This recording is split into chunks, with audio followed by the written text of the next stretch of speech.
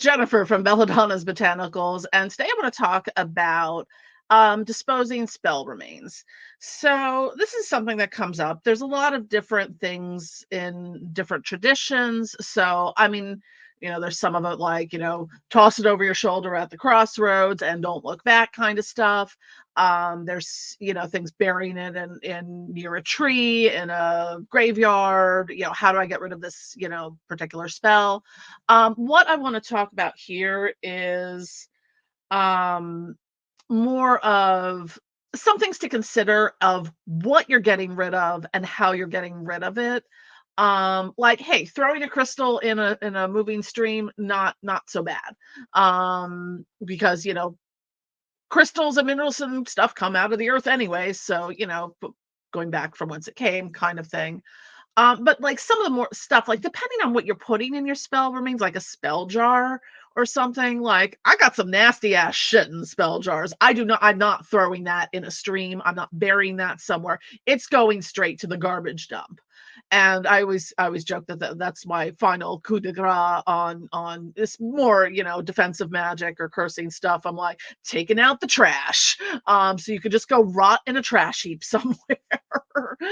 um you know, but the things we have to consider is I saw a post somewhere where someone's like, oh, they were looking to get rid of like some perfumes and oils and stuff. She's like, oh, well, I'll just, dump them in the lake then if no one wants them. And then the people are like, no, don't. I'm like, yeah, please don't. Like there's a lot of chemicals and stuff that are in that. Some of that can be very toxic to wildlife. Please don't, be dumping bottles of essential oils in the water. Some of them can be very toxic to the wildlife. Um, Different things can have environmental impacts, and we want to be mindful of that. So for me, like I have no problem. I do one of two things. I either save my candle wax, depending on the nature of the candle, because you can just sort of remelt it all down and make another candle, make some wax melts, make something else up, there's a lot of different molds, so you can make like a poppet or something out of the wax. I would maybe if separate, if you do different intentions, like this is my bag of leftover money wax, this is my bag of leftover love wax, this is my bag of leftover FFO wax. So that's what I do, but I also have the means to make candles and wax melts. Not everyone does, but it's easy enough. You can go to like Michael's Arts and Crafts and get like some wicks and molds, and you can make some candles that way, and a melter or something. So that's one thing to think about there. Um Personally, like when I lived in Philadelphia, I didn't have a backyard where I could go bury things. So most of my spell remains went, into the trash. I always my little thing there is before I do that, I'm like even if it's like a jar candle or something, I'm like, I thank you, candle, for your service. So I do something to kind of like release the energy of it, kind of cleanse it. And, it's just glass that's going into recycling or the trash at that point. So, I mean, that's one of the reasons why I started making like the candles with the vintage glass, because you not only get a cool candle, you get to worry about throwing it out because you can clean that, and you have a cool piece of glass for like your ritual space. And if you don't want to keep it, you can always take it to like Goodwill or your local thrift shop, whatever. So that's one thing. Like I have buried some stuff, but I tend to bury things that will decompose. I'm not going to bury something in like a plastic packet. One of the things I love to use, I've found it on Amazon. There's paper that dissolves in water. So, like, if you have a petition, I write it on. It's very thin paper, but like you can that will kind of go back into it will basically just kind of decompose it within the water. So if you bury it, that's fine. Or you can use it in running water. I've done that before, like in winter when I live in the north, so can't really dig a hole in the ground in February. well, probably depending on how cold it is, not without a jackhammer. Or you might have to dig through, 2 feet of snow to get to the ground there. So, what you can do then, burn, a lot of things like for petitions, people burn them. I just kind of cast the ashes off into the wind. I'll just go out front and kind of go that sort of thing. You can also one of the things I did was I took the ashes from a healing ritual that I did for myself, and I put it in like bottled water and froze it for the was part of the spell was to freeze it for like a lunar cycle, and then it's set because it was just water and ash. It was kind of like, well, you could release it into running stream. It was the middle of February in Philly, didn't really have access to do that. And so I was like, okay, well, you know what I'm going to do? I'm going to take a ritual shower, and as I'm taking the shower, I'm going to empty this down the drain, and kind of release it back into the system, as it were. So there's a lot of different ways and different methodologies. Just because someone says you have to dispose of it this way doesn't mean you have to. I've never been. I mean, I know there's some traditions that are very by the book and have very specific ways of doing things, and if that is where you're at, that is fine. I have to adapt things that work for me, not only to deal with my neurospicy brain sometimes, but also to deal with my chronic pain and mobility issues. I can't go hike down the river to a specific point and drop something there. Um, Although a spell, though someone needs to start a business of spell remains of removal, like I don't know. Anyways, that's how my brain works. I'm like, oh, someone should start a service for this.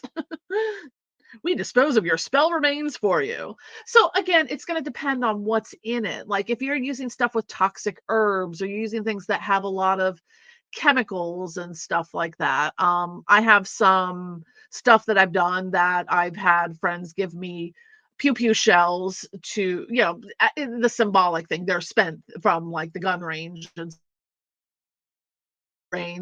and stuff like that. So, that's not something I want to just go bury outside or throw in a river. Um, so you have to kind of think about what's in that. If you're throwing, things that are on the more baneful side, that depending on where you get your gopher dust and hot foot powder and doom powder, some of that can be really like if you have like outside flora and fauna, if you have animals that are outside, I don't want to go put hot foot powder outside and then have, the neighbors' dogs walk through it because the pepper in it's going to irritate their toe pads. Or we have a lot of wildlife around here. There's deer. Allegedly, there's a bear. Haven't seen it yet. It's in the complex on the other side of the screen. That's been spotted. Someone spotted a bald eagle recently. So there's the standard birds, squirrels, chipmunks, raccoons, rabbits. I saw a fox once last year. So I don't want to you don't want to cause harm to the environment, nor the fauna in your area, whether that be, domesticated, outdoor cats and dogs, or, your deer, mice, all that. So that's something to take into consideration. Now, a lot of traditions are handed down over time, and that's great. But sometimes you have to adapt them because things do change, or some things work in one environment versus another. Are people in Alaska able to bury their spell remains when it's freaking, or Svalbard or something when it's like 0 degrees? Probably not. There's probably different ways that people adapt it regionally, whereas, down south, throw it in the swamp, whatever. That might be a different option than it is up here. And there are, you want to pay attention to the legal things of, you don't want to be, disposing spell remains and get a ticket for littering or, any of this, anything like that. And I'm more concerned with causing harm to the environment, because I don't think that most of us want to do that, or have that be the outcome of our ritual work that we're doing. Because if we're doing a healing spell and disposing of something that might harmfully impact the environment, you know, It's got to balance out somewhere. I'll give a good example of what not to do. A long time ago in a galaxy far away, when I lived in the suburbs of Philadelphia, we had a party for my one of my I don't know how old I was. One of my birthdays was it 2000. It's either 2008 or 2009. So however old I was then, probably my earlyish 30s. And we had a you bring it we because someone I don't know why someone thought we needed a deep fryer as a wedding gift, but this was the one and only time we ever used it, and thankfully, I had the wherewithal to, like, run an extension cord from inside and do it outside. Because holy crap, that rancid oil smell is terrible. But our dumbasses decided, well, we'll just dump the oil over there in the backyard and, be done with it. Yeah, talk about scorched earth or salting the earth. Yeah, there was just a little death patch there that until we moved, it may still exist to this day. It was just this little like patch where nothing would grow. It was just blackened from that just cooking grease. So, that's when I talk, I don't want to, that was a crappy decision on our part, but like we were young and dumb. Probably also drunk and or other things. So it probably made sense at the time. Um, but I digress. So when we're talking about spell remains, do what works for you. I mean, if you have access to go throw it in running water in the river, okay, make sure it's not toxic. You can run it down the drain just as easily. Um, I have to adapt things for myself, and I think that it's really important that, and this is I talk about this a lot on the channel, is do what works for you. Just because it's in a book, just because some teacher said it, it might not it might not be a viable option for you. You know? So yeah, I'm just gonna kind of keep this short, but that's just my thoughts on how to dispose spell remains. Love to hear what you think about it. Don't, leave a comment, let us know. Don't forget to click like and subscribe, follow us on social media, sign up for our e-newsletter, you know the drill. Love you all. Bye.